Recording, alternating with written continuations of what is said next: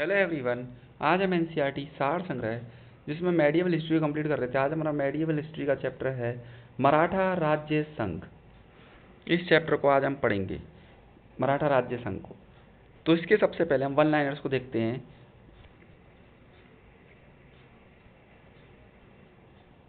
मोडी लिपि का प्रयोग किसके लेखों में किया जाता था? मराठों की। सरंजामी प्रथा का संबंध किससे है? मराठा भूराजस्व प्रथा से। मराठा साम्राज्य में शिवाजी के प्रशासन में मंत्री परिषद को अष्टप्रधान के नाम से जाना जाता था। शिवाजी ने अपनी राजधानी कहाँ स्थापित की थी? रायगढ़। तृतीय अंगाल मराठा युद्ध में पेशवा ने किसके सामने समर्पण किया था? John Malcolm.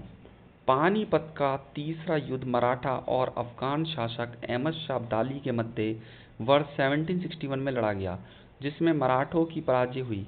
वर्ष 1700 से आगे मुगल साम्राज्य के विरुद्ध संघर्ष का नेतृत्व किस मराठा संरक्षिका ने किया? ताराबाई।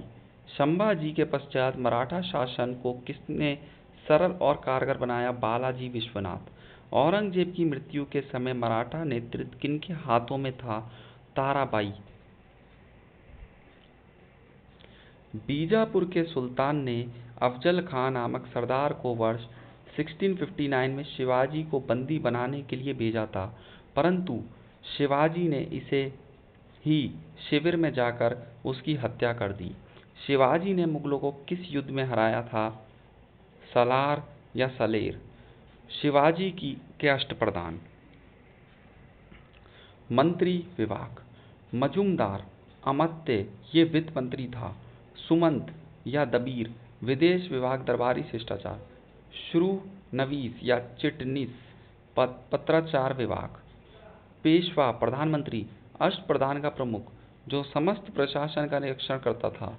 ये नागरिक व सैनिक मामलों का सर्वोच्च अधिकारी था। वाक्या नवीस मंत्री ये आधुनिक गृह मंत्री के समान था। न्यायाधीश न्याय विभाग। सेनापति या सर ए नौबत सेना का प्रधान। पंडित राव धर्म व दान विभाग। शिवाजी के अधीन अष्टप्रधान के सभी पद ना तो स्थायी थे और ना ही वंशानुगत, बल्कि ये राजा की इच्छा पर्यंत थे।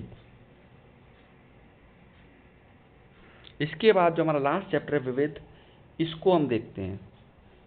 विविध में जो भी एक्स्ट्रा है वो सब हम इसमें कंप्लीट कर लेंगे। मयूर सिंहासन पर बैठने वाला अंतिम मुगल बादशाह कौन था? मोहम्मद शाह रंगीला। अंग्रेजों को बंगाल में शुल्क मुक्त व्यापार की सुविधा किस मुगल सम्राट ने प्रदान की थी? फर्रुख सियार ने। कश्मीर के शासक जैन उल अबादीन ने सर्वप्रथम जजिया कर समाप्त किया था। इसे कश्मीर अकबर भी कहा जाता है। किस स्थान को भारत का सिराज कहा जाता था? जौनपुर। सिर ए अकबर महान रहस्य की रचना किसने की थी? दारा शिकोह ने। हैदराबाद के स्वतंत्र राज्य का संस्थापक कौन था? चिंकलिज खां। नादिर शाह के आक्रमण के समय मुगल शासक कौन था? मोहम्मद शाह। मोहम्मद शाह के शासनकाल में हिजड़ों तथा महिलाओं के एक वर्ग का राजकाज में सर्वाधिक प्रभुत्व था।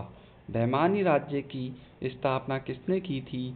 हसन गंगू ने 1347 ईस्वी में। मुगल काल में किस बंदरगाह को बाब उल मक्का मक्का का द्वार कहा जाता है? सूरत बंदरगाह। हितोपदेश का फारसी अनुवाद किसने किया था? तजुल माली ने। जय सिंह द्वितीय ने दिल्ली में खगोलीय वेधशाला का निर्माण करवाया, जिसे वर्तमान में जंतर मंतर कहा जाता है। विश्व का सबसे बड़ा गुंबद कौन सा है? गोल गुंबद बीजापुर। मुस्लिम शासकों में किसे उसकी प्रजा जगत गुरु कहकर पुकारती थी? इब्राहिम शाह द्वितीय को।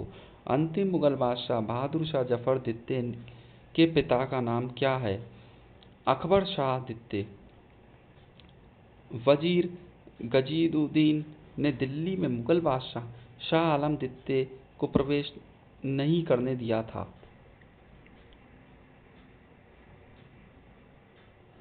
मुगलों ने नवरोज का त्योहार किससे ग्रहण किया? पारसियों से। प्रत्येक वर्ष कृषि की जाने वाली उपजाऊ भूमि को क्या कहा जाता था? पोल्ज। सिख संप्रदाय के 10 गुरु। गुरु कालवर्ष, प्रमुख उपलब्धि। नानक 1469 से 1539, सिख धर्म के संस्थापक। अंगद 1539 से 1552, गुरुमुखी लिपि के जनक। विवाह पद्धति लवन का प्रचलन। अमरदास 1552 से 1574, सिख धर्म के प्रसार हेतु 22 गद्दियों का निर्माण। रामदास 1574 से 1581, अमृतसर की स्थापना की।